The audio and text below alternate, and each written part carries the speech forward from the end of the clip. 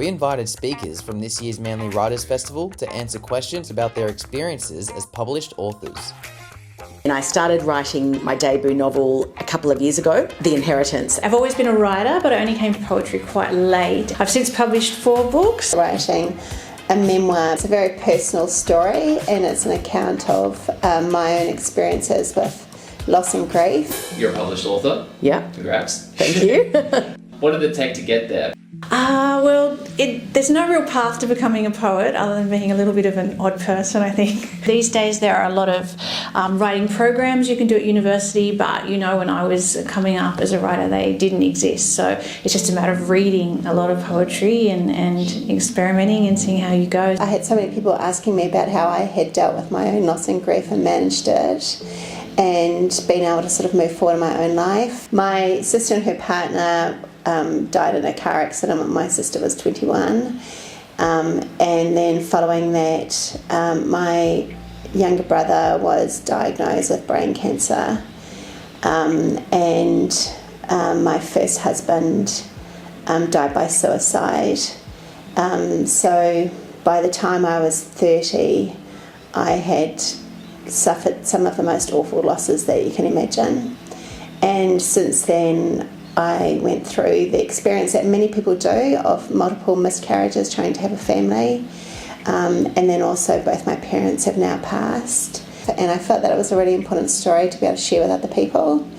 And there was also not a lot of literature around at the time that wasn't academic and was more of a personal take on how we manage our lives through loss and grief and how we can get to the other side of it. Many years ago I began my career as a teacher, teaching English, so I always loved stories. And then I jumped ship over into the corporate world and worked in corporate communications, and I still do that. In 2019 I started having a go at writing a novel, and then in 2020 I did the Faber Writing a Novel course, and I started writing my debut novel, The Inheritance, and that's the one that got me the breakthrough. I got an agent last year, and then I got a 2-book deal with HQ HarperCollins.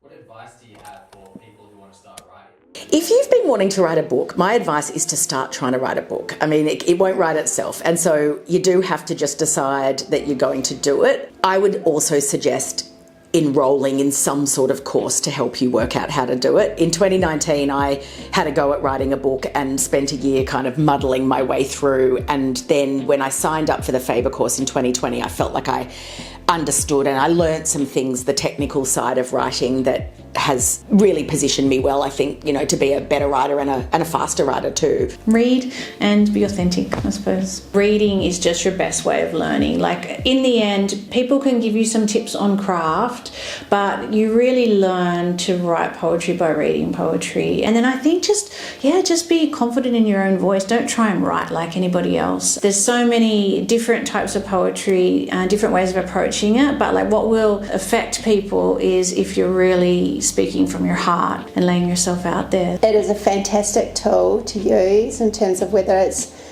journaling, noting, writing down, writing letters to yourself or to your loved ones. It doesn't need to be a book, and certainly a book's a huge commitment, but the actual physical activity of writing down and being able to reflect on what you've written, it's a very, I think, cathartic, healing way of expressing yourself. It brought new perspectives from my own experiences of life to bear on that loss and gave me a different way of looking at it. And it was also just a really nice way to create and close those chapters as well, to be able to move forward in my own life. What can people expect from your program session at Manly Writers Festival? This year's topic is more personal, it's more direct, and hopefully it's going to be really elucidating some very interesting themes about our own personal journeys. I just hope that we increase awareness and understanding of the personal experiences that we all go through, and that loss and grief are not taboo words and need to be shared and explored, and we need to see that empathy in ourselves and each other. I'm on a panel with 2 other debut authors, Catherine Greer and Liz Foster, And so basically we're talking about our experiences as debut authors, our path to publication, and what it's been like publishing a book, because it's definitely a really interesting, fun, crazy experience going through that whole, suddenly having a book on the shelves and doing events and getting messages from readers. And yeah, so we're going to be sharing our insights into that. We've got a really interesting group of people there. Elise Blaney, whose book Grief for Hire is all about the suicide of her partner. It's an incredible book, and she is such a raw, punchy poet. And we've got John Mundine, and he's a well-known writer, you know, and art curator, but he also is a bit of a Renaissance man. You know, he writes incredible poetry as well. And we've got also Coco the Conscious. I couldn't forget about him. And he does this incredible sort of, I wouldn't call it rap, it's sort of performance poetry, but it's really lyric. And yeah, he's a beautiful performer. And so I always put him last on the program because no one wants to follow him. So we've got some really interesting people.